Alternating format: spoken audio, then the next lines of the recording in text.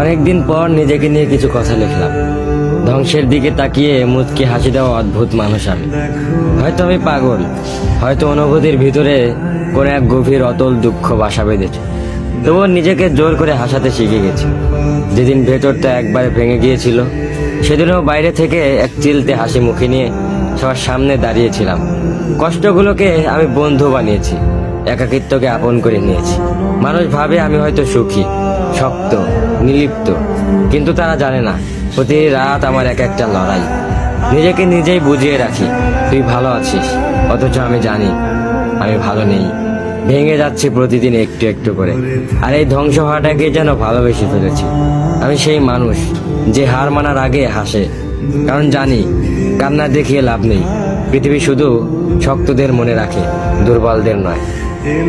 তাই আমি অদ্ভুত, আমি অনুভূতির আগুনে পুড়ে যাওয়া নীরব যোদ্ধা।